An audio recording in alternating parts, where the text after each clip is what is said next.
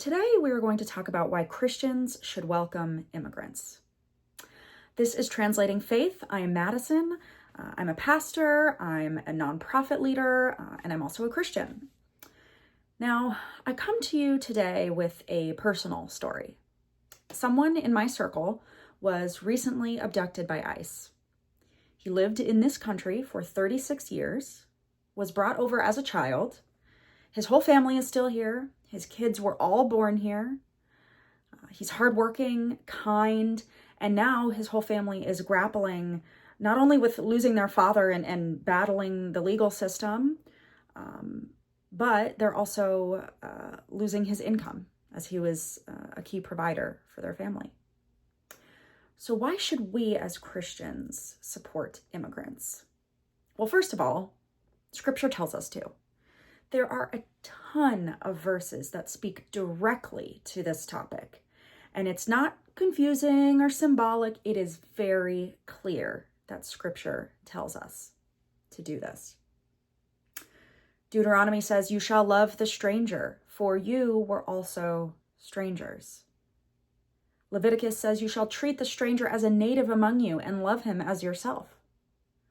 Exodus says, "You shall not oppress a foreigner." Job says, "I championed the cause of the stranger." Matthew says, "You shall love your neighbor." And Romans says, "Extend hospitality to strangers." I could go on and on and on because there are so many verses just like this.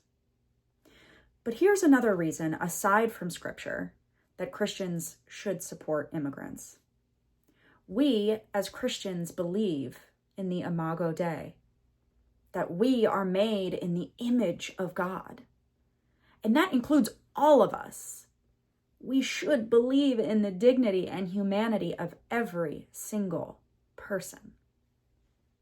Now, in my tradition, in Catholic social teaching, it helps us to understand the plight of the immigrant. And really, Catholic social teaching, or CST as it's often referred to, is about the inherent dignity of every human.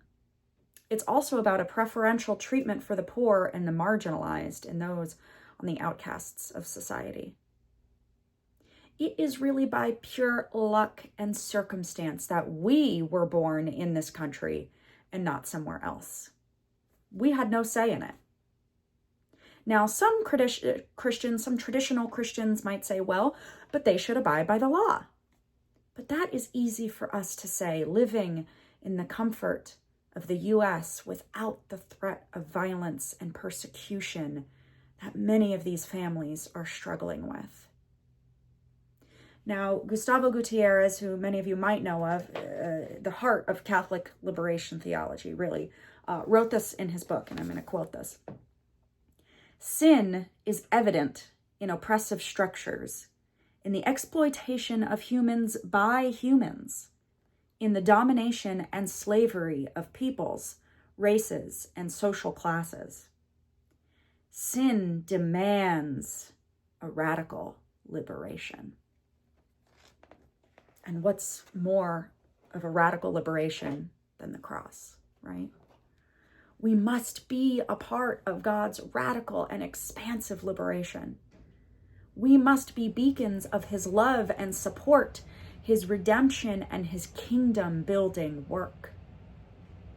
The voices that tell you not to protect and support immigrants are unjust, unbiblical, and unlike the Christ of our holy scriptures.